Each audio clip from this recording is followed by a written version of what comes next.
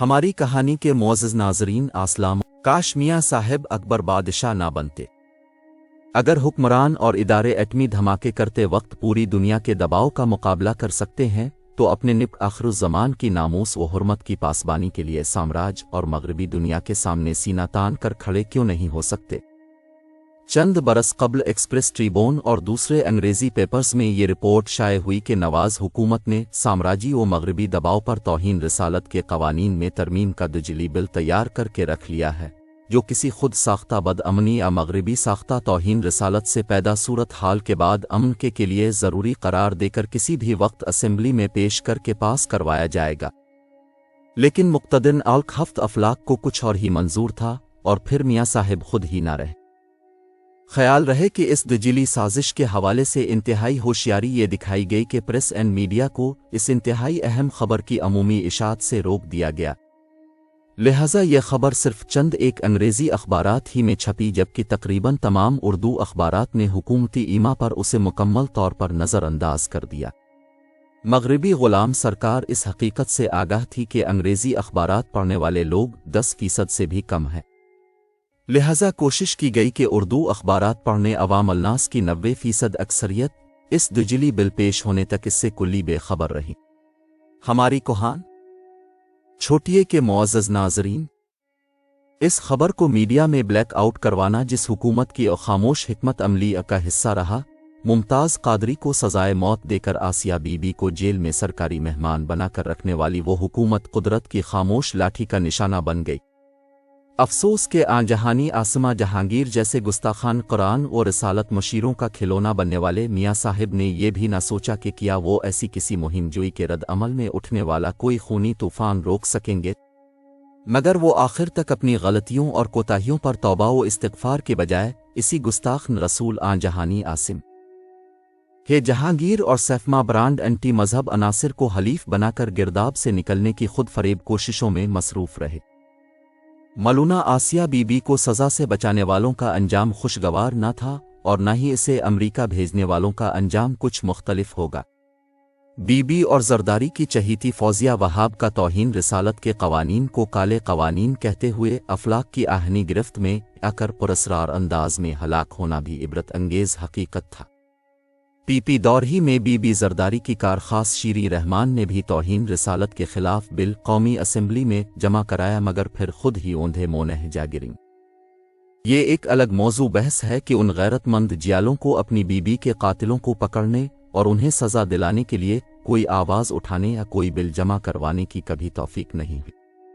اور پھر میاں صاحب کے پریس منسٹر پرویز رشید بھی ماڈرن اتاترک بننے کی کوششوں میں مذہبی اقدار کے خلاف ہرزہ سرائی کے لیے میدان میں اتر کر عوام کے دلوں اور اپنی کرسک وزارت سے اتر گئے۔ یہ تمام لوگ بھول چکے تھے کہ زمانات نبوت سے تاحال ان مقدس قوانین کو دجیلی تنقید کا نشانہ بنانے والوں کا قدرتی انجام آنے والے زمانوں کے لیے عبرت ضرور رہا ہے۔ بڑی بدقسمتی سے یہ ہماری سیاسی روایت رہی ہے کہ ہمارے حکمران اور سیاست دان امریکی خوشنودی اور مغربی تابعداری کے لیے کچھ بھی کر گزرنے کو تیار ہے۔ اکابرین ریاست و سیاست مغرب کی غلامی ہی کو اپنی عافیت و بقا اور حصول اقتدار کا اولین ذریعہ تصور کرتے ہیں، لیکن کیا مغربی آشیرواد کے متلاشی حکمرانوں کو ناموس رسالت کا بھی کوئی پاس نہیں رہتا؟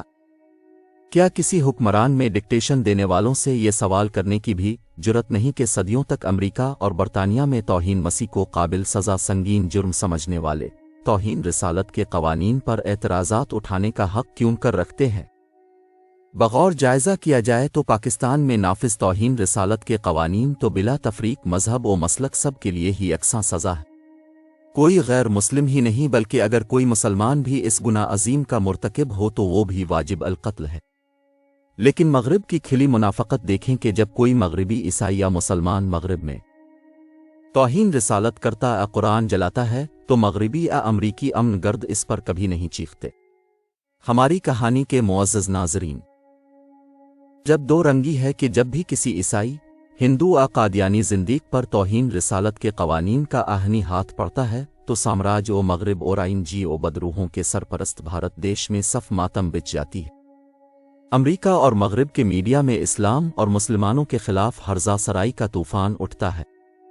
لیکن جب کوئی پاکستانی بدبخت مسلمان توہین نبوت کا مرتکب ہوتا ہے تو پھر یہودی و عیسائی لابی اس قانون کے خلاف اسی طرح متحرک و سرگرم کیوں نہیں ہوتے؟ کیا یہ چاہتے ہیں کہ تمام ہندو، سکھ، عیسائی اور قادیانی گستاخین کو پیغمبر اسلام کی توہین کے لیے مکمل فری ہینڈ دیا جائے؟ یاد رہے کہ توہین پیغمبر کے قوانین میں تخفیف و تبدیلی کے لیے بے گناہ پر غلط الزامات کو وجہ و جواز بنایا جاتا ہے۔ اس حوالے سے انتہائی اہم اور قابل توجہ امر ہے کہ جھوٹے اور لغو الزام کے حوالے سے تعزیت پاکستان کی دفعہ 182 پہلے سے موجود ہے، جس کے تحت جھوٹا الزام لگانے والا کاذب شخص صرف سزا کا ہی مستحق نہیں بلکہ بے گناہ و معصوم شخص کو ہرجانہ ادا کرنے کا بھی سزاوار و پابند ہے۔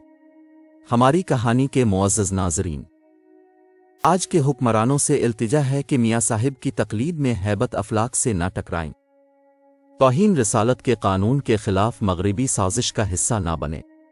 توہین رسالت کی سزاؤں میں تبدیلی و تخفیف کی بجائے جھوٹا الزام لگانے والے فتنہ گر کاذبین کی روک تھام کے لیے تعزیت پاکستان میں پہلے سے موجود آرٹیکل 182 کو فول پروف اور مؤثر تر بنائیں۔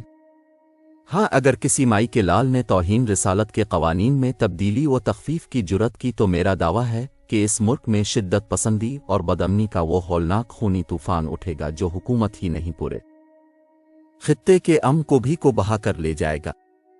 اور اگر خدا نخواستہ ایسا ہوا تو افواج پاکستان نے اس ملک میں امن کی بحالی اور دہشت گردی کے خاتمہ کے لیے جو بے مثال قربانیاں دیں وہ رائے گا جائیں گے۔ فاروق درویش کا دعویٰ ہے کہ مستقبل میں ایسی حماقت کا سوچنے والے اگر میاں صاحب کی طرح دست قدرت کا نشانہ نہ بنے تو کم از کم پاکستان میں وہی خون آشام حالات پیدا کرنے کے ذمہ دار ٹھہریں گے جو نریندرا مودی اور را چاہتے ہیں۔ گویا یہ یہود و نصری اور ہندوتوا کی ایسی خطرناک گیم ہے کہ قوم نظریاتی طور بھی تقسیم ہو جائے اور شدت پسندی اور بدامنی کی بجھتی ہوئی آگ پر بھی از سر نو تیل چھڑکا جائے۔ سبق آموز تاریخی حقائق گواہی دیتے ہیں کہ وہ زمانہ اسلام سے پہلے کا رومن، یونانی یا عیسائی معاشرہ ہو یا ظہور اسلام کے بعد کی مسلم اور عیسائی ریاستیں، اپنے مذہب کا ہر غدار اپنے ملک و قوم کا بھی غدار ثابت ہوا۔ آسمانی مذاہب اور قوانین قدرت کا کوئی باغی بھی اپنے عبرتناک انجام سے بچ نہیں پایا۔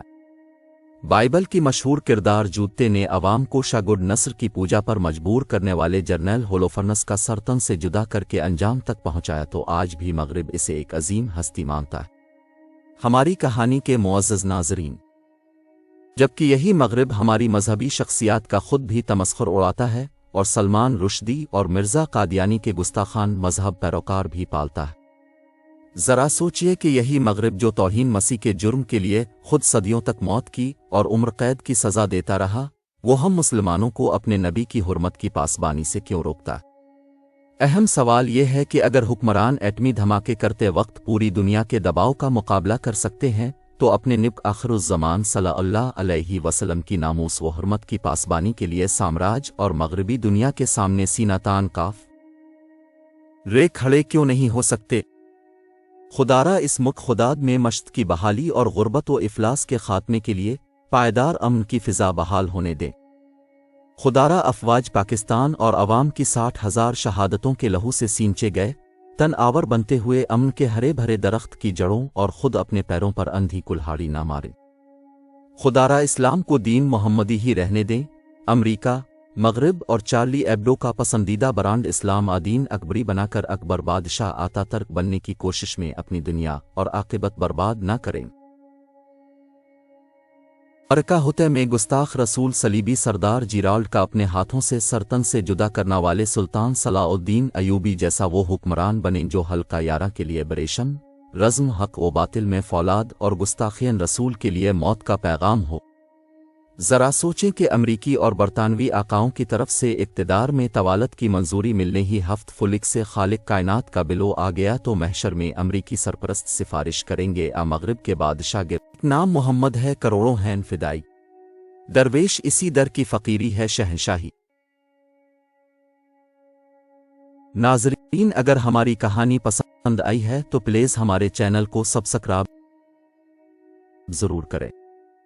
تاکہ ایسی سچی کہانیوں کے ساتھ دوبارہ آپ کے خدمت